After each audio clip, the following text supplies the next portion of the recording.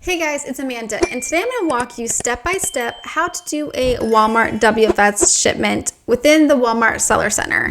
This is a pretty easy process, but I wanted to make sure to walk you through it so there's no confusion because sometimes I use words that are not normal, at least for me. So in this step by step, I'm going to show you how to add it to your shipment. Now, if you haven't added them into your catalog, you'll need to add the items into your catalog first and make sure that they are WFS eligible. So it will say seller fulfilled, WFS eligible. Make sure that they all are converted. And if you don't know how to do that, I do have a video on that. And I also have a video on how to add them into your catalog. Hi, and if you're new here, my name's Amanda and I love talking all things Walmart. If you could please like, comment, subscribe, and it really does help the channel. I really would love to show you what you guys are trying to learn. I am starting to do more sourcing videos, which is super exciting. I'm just really excited about that and so many other things that I would love to teach you guys. So let's just jump right back into the video. So to create your shipment, you will need to go over to WFS, which is this icon over here on the left-hand side.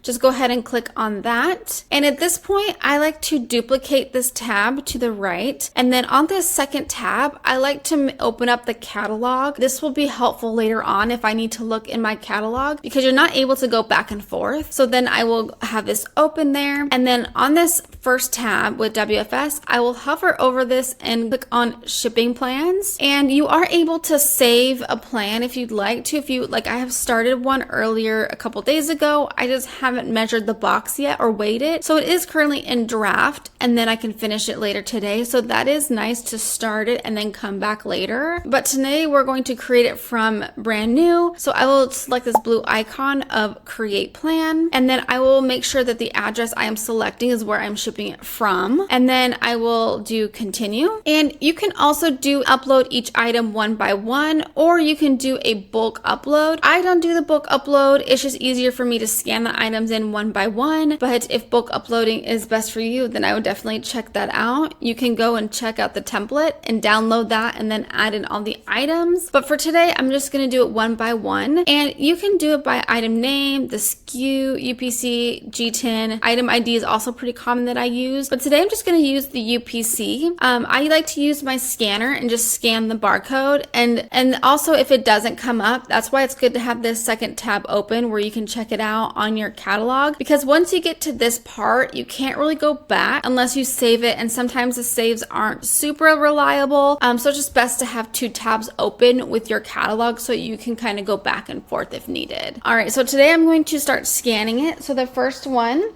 I'm going to scan and I am going to add to order right here.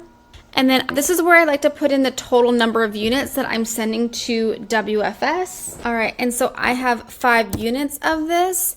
And these are individual. If they are case packed, that is what I would select. But if they're not, they're just individual. And so I just select individual. Units per case, I just leave that as 1. That is if you are doing multiple packages, the little indicator says this is the sellable units of the outermost box. So it's for individual packaging. Like I have, it is 1. So because it is individual, I do select 1. If I did select case pack, I would have to select how many cases there are. Like if there's 12 cases, that would be the number. I will select individual and keep that as 1. And then if I needed my items prepped, I can add that here. You could have WFS do it and then select what you would need if you need them to polybag it or do labels. If they do labels after the fact, I believe it's 60 cents. But if you do it before you send it, it's 45 cents. But I like to prep myself, so I just do it myself and apply. I don't typically add anything. And then if you do need to print your labels, this is also where you can print your labels right here. You just select the label. I do this middle one and then print, and then it'll be able to print from my Rollo. So that is nice right there. And so then I have added that. So then I'm going to delete that and then scan in my next item, add to order. I also have 5 of these, and then I do individual, and then I'll do my next one.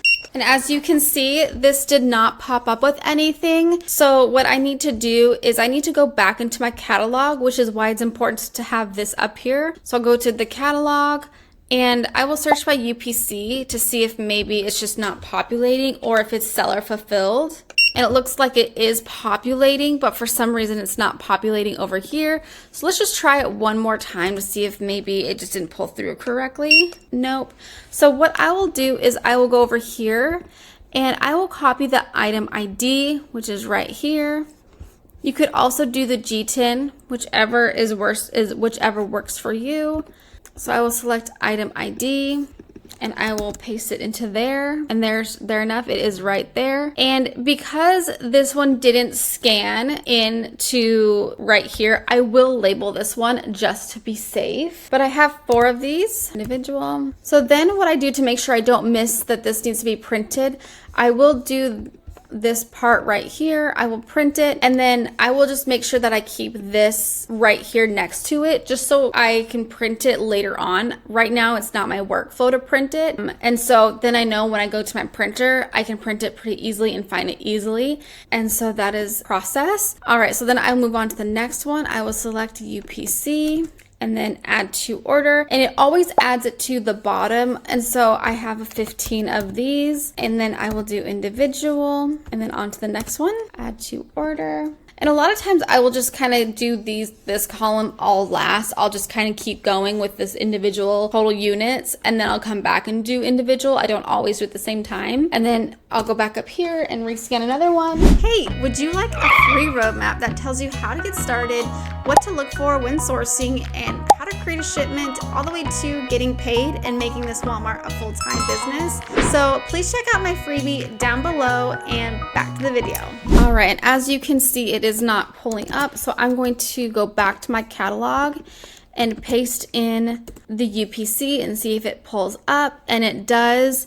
And I do verify that it is seller fulfilled, WFS eligible. Sometimes it won't pull up because it's just seller fulfilled and you'll need to convert it. And then after you convert it, you'll need to wait about 5 to 10 minutes for it to actually fully show up on the shipment plans. But it is WFS eligible. And so I am again going to copy this item ID number over here, select item ID, paste that in there, and there it is. And then I will take this and I will print the GTIN label 2 by 1. And then I will move this over. So I know that I need to print this as well. So I'm gonna go ahead and add remaining. So I went ahead and added everything else in, and it looks pretty good. I have all the units correct. I did a double check to make sure everything is correct. And I will need to print off 2 labels up here, so that's good to know. And so you can either continue on, or if you wanna save this for later and come back, you can definitely save as draft. But I'm going to go to next so I can complete this, and then I'll ship to the agreed fulfillment centers, which is just 1, which is great. If there were split shipments, it would say 2 shipments or 2 locations. So I'm agreeing to that. So I'll go ahead and select next. And then it's saying I'm going to ship to the 1 destination. But as you can see, I'm shipping it to Pennsylvania. And so I will go ahead and click continue. All right. And now this is when I like to either save it so that I can go and put everything in the boxes. This is different than Amazon because each box will need contents, but this one is just a shipment contents. So this is when I like to go and put them all in the boxes to make sure they all fit. And this is where I will put the number of single SKUs and then the number of cases and everything like that. So I will go ahead and get that information, and then down here is where you will enter in your boxes. So I will go ahead and be right back. Okay, so I went ahead and added in the boxes.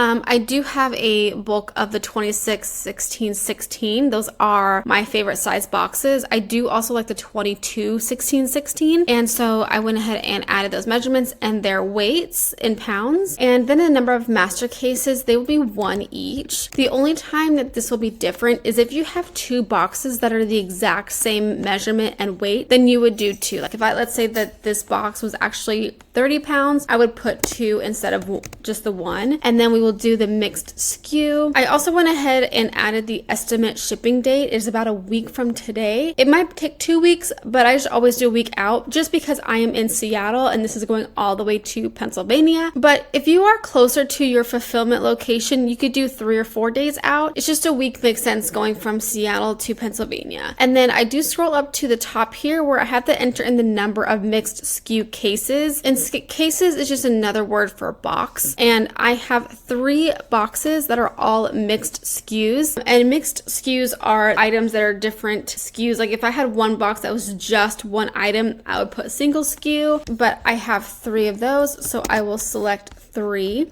and then 0 single SKU cases.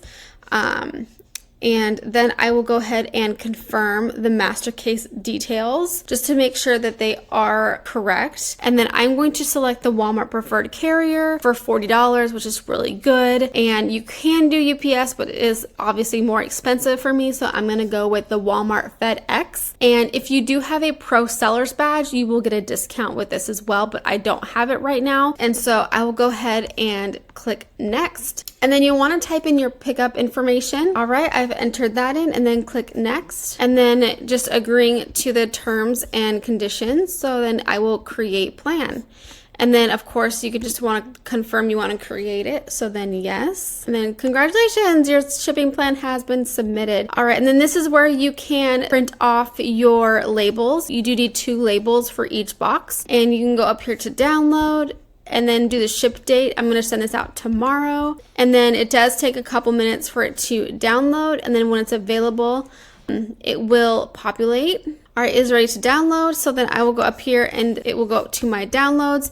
And then I will do the same for this item as well. All right, and once you have these 2 downloaded and added to the boxes, it is then time to schedule a pickup from FedEx. All right, and that is how you create a shipment to WFS.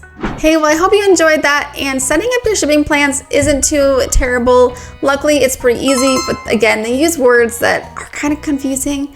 So I'm glad I could show you guys how to do that. And if you could, again, please like, comment, and subscribe. And I'd appreciate if you guys would comment what you'd like to learn, and I will see you guys in the next one.